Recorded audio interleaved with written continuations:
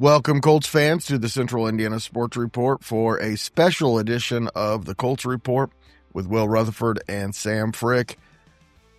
Their preview of the Colts game in Seattle on Sunday, which playoff-wise is a huge game. But more than being a big game, I think it's more interesting than anything else what's going to happen. I bring in Sam Frick of ANEC Sports and Will Retherford of the Strictly Bias podcast to talk about, like I said, more of an interesting game than a big game. And Will, the way I've kind of read this is that if Riley Leonard is good to go, Phillip Rivers will not suit up on Sunday. If he's not, and it seems like Brett Rippon is the backup either way. They're going to carry two on Sunday. Either Riley Leonard and Brett Rippon or Phillip Rivers and Brett Rippon. Seems like to me what's going on, right, guys? It's kind of a mess. I would say so. To me, if I was the Colts, the best situation you would want is Phillip Rivers comes in with that veteran leadership, and he just provides a sense of surety, behind Riley Leonard. Correct. In the event something would happen, you would want Riley Leonard to be starting no matter what. I like Phillip Rivers, but he's 44 years old. With very little reps whatsoever. You don't want him out there against Seattle, of all places. So I think the likely scenario is if Riley Leonard is good to go, we're stuck with Riley Leonard for this game, no matter what. We have a podcast called the College Football Report with Eric and Ryan Robinson, and they're Notre Dame fans, and I spent all of last year bashing Riley Leonard as their quarterback. But even though I was doing that, it was really clear that he is a really good athlete. And you can do things with him. He's a plus athlete at the quarterback position. I don't think there's any question about that. That's a guy that had Division I basketball offers. You can see the athleticism, and you saw it even in that game in Jacksonville, which I would like to reiterate was a difficult situation for a rookie backup to come into. You just lost your quarterback, your leader. You knew it was an Achilles injury when it happened. Like, you knew it was a season ender. And the pulse of the team was completely lost. And I mean, there for a minute, if Michael Pittman doesn't get the outrageous offensive pass interference call, he gets his first passing touchdown as a Colt. I thought he delivered a great ball, and the interception was not an interception. The tie should go to the receiver, and it somehow went to the defensive back. I'm not sure how that works. First time I've ever seen that, but Riley Leonard played plenty well enough to be an effective backup because I thought he used his legs. I thought he kept plays alive. He saw the field well. He didn't anticipate pressure when it wasn't there. The safety was kind of a bad play, but the game was over at that point. He's trying to just keep a play alive as long as possible. You saw a lot of things in Riley Leonard that you like that you can use as a backup quarterback in this offense because of the legs, because he fits the mold, because he fits the system. Yeah, that's exactly what you do when you're huge underdogs is you get the defense of the other team, the offense of the other team, guessing at what you're doing. And right now, that's the kind of the one thing the Colts have going for them is that Seattle's not going to know what to expect. One thing we do know, Will, is that Riley Leonard, we have a podcast called the College Football Report with Eric and Ryan Robinson, and they're Notre Dame guys. And I spent all of last year blasting Riley Leonard is not good enough. But the one thing that was obvious was he's a very good athlete. Like I said, big game as far as the playoffs are concerned, but more than anything, I'm just curious what's going to happen. And I think that's the interesting thing about this game is that, you see, this is the weird thing about this. And Glenn Marine from Wayne 15 up before, when he mentioned this on X, he said, everybody's talking about with Phillip Rivers and him coming in the Colts, and it's probably he called it the biggest PR distraction in NFL history. Because because it's overlooking the fact that while Phillip Rivers I almost said Brett for some reason, Phillip Rivers coming in to start for the Colts, we're at the precipice of a 7-1 collapse right now as we speak. And yeah, we're probably not going to make the playoffs. It's likely we won't make the playoffs, but it tells you it leads to this interesting headline of what would happen if Phillip Rivers comes in and starts for the Colts and we did this little mini run. That's the thing we want to see, but at the end of the day, I think right now you would want Riley Leonard to start because he's had the reps all season long. You don't want to be bringing in Rivers just a few days removed from getting re-signed and then having to come in and try to win a game in Seattle. And I think that's the interesting thing. See, the thing is, we haven't really talked to X's and O's about this game yet. We've spent a lot of this time so far just talking about the quarterback situation because the depth at quarterback is so bare right now in terms of the injury situation with the Colts. Tim Tebow has been a quarterback in the past when he was in Denver. They made the playoffs. They won a playoff game with Tim Tebow, mind you, against the Pittsburgh Steelers. And even Washington, the Washington no-namers at the time, they had a quarterback. I can't remember his name. I think it was last name. Heineke. There we go. They made the playoffs with Taylor Heineke. Right? So anything could happen on a football game. Okay, guys. We'll get your predictions coming up here in just a minute, but I want to talk about a couple of other things.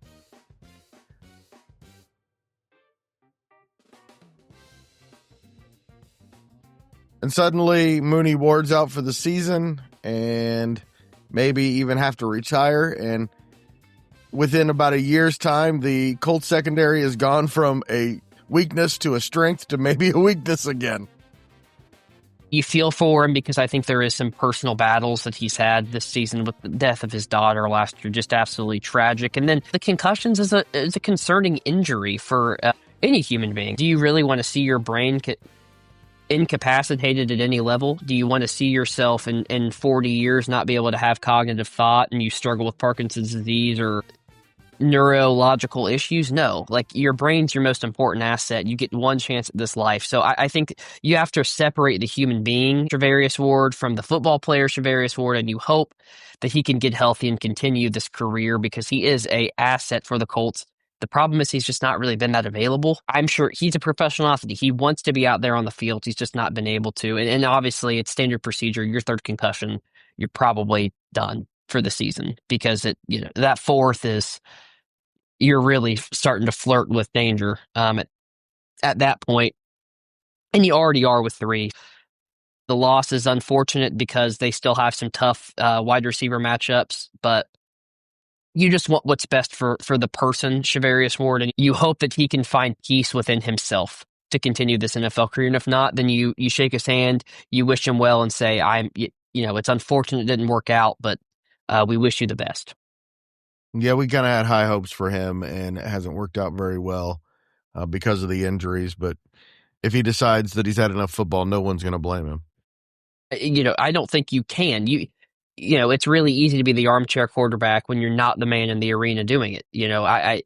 He's the guy out there putting his body on the line and for a kid's sport for a lot of money. And I'm aware of that, but you don't want to see anybody be risking their life if they don't want to, if they don't feel it's the right thing for their family. And I think the brain injuries and the science that has come out, it's a very delicate situation because there's a fine line between playing the game of football and living a healthy, fulfilled life when you're 70 years old too. The big question right now, our secondary has been kind of up and down this whole season. You see, Brad, when our defensive backfield is healthy and consistent, it's one of the best in the NFL. That's why we went after Sauce Gardner the way we did it, was we knew the potential was there. We have not seen that all season long. So what does that secondary look like going into the Seattle game? Does Sauce Gardner play it this week? I have not heard anything yet on that. And more importantly, our defensive front has to be better. So even if our secondary is still going to have the injury issues that we have, our defensive front is going to have to step up this week, one way or another. Greg, no matter if it's offense, defense, special teams, we need to find an edge somewhere because right now we're getting beat often in the 50-50 balls right now, consistently in the last few weeks. To me, with this game, it's going to come down to defense and playing a little bit of cat and mouse with their possessions. They're going to have to limit those Seattle possessions, winning the line of scrimmage, but it's going to come down to defense. And I'll be honest with you, for as much as we struggle offensively, the truth of the matter is our defense just hasn't been good enough the last few weeks, and it has to be better. All right, guys, let's get your previews. I'll go first. I don't see the Colts matching up well with Seattle on offense or on defense, either side. I think Seattle's going to control this game. I don't think it's going to be a blowout. I'll say 23-13 13. The Colts find a way to get 13 points with Riley Leonard. 23-13 is my pick, Sam. It's slightly similar score. I think the Colts will find some success offensively, at least more so than what you have, Greg. But I do worry a little bit that our defensive front is just not going to make enough plays when it matters most to get the stops we need. And I think, to me, if we're going to win this game, we're going to have to hold Seattle below 27 points to potentially have a chance to win this game. I don't know if we have enough offensive production for Ryan Leonard to win that game. And then I think our defense just hasn't been consistent all year. I'm going to go Seattle 24-18. All right, Will, the moment of truth. You're not really going to stick with the Colts, are you? No, I am. I absolutely am. I've been hot to trot on this prediction the entire week, and I'm going to continue it. My broccoli's cooked. I am ready to eat it, and I'm just going to say the Colts are winning this game 23-20. Greg, I think it's going to be a gross, gritty, nasty type game. You're going to be on the edge of your seat the whole time. The Colts are going to force a couple turnovers. I think that Seattle ultimately gets a chance to go tie it or win the game with a touchdown, tie it with a field goal. And the Colts force a turnover. They get the ball, and they fly back, a long flight back to Indianapolis, happy, ready to go on to Monday Night Football against the 49ers. I think you're out of your mind, Will, but I kind of hope that you're right, and it's going to be fun to find out what happens. It's awfully hard to win 4 in a row. It's awfully hard to continue this run that the Seahawks have been on. The Colts are still professionals getting paid, too. Their job's to stop Seattle, and I think that gets awfully forgotten in the NFL media. We just say, oh, look at the record, look at the Colts situation, it's game over. The Colts have a lot to play for. They want to play for Daniel Jones. They want to play for Jim Irsay. They want to play for the city of Indianapolis, and they definitely don't want to be a part of the team that had the biggest letdown in NFL history. All right, thank you guys so much. Appreciate it as always, and thank you everybody for listening. Please do us a huge favor and share this podcast with a Colts fan in your life.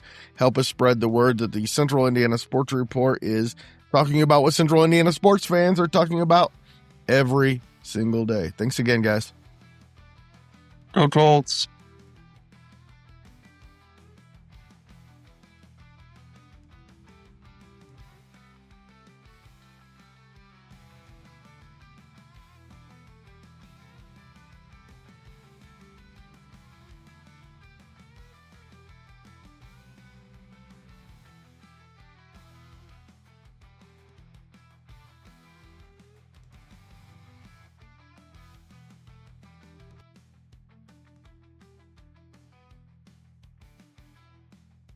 Real quick, does anybody really like eye candy football, to be quite honest? We like gritty football. We don't like eye candy.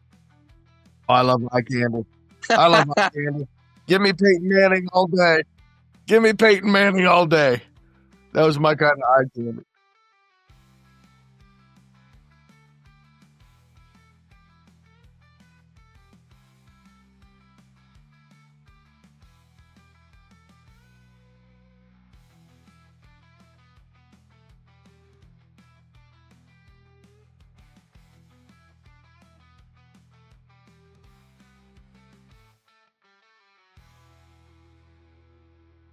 Central Indiana Sports Report is a product of ITG Media, and I love Susie.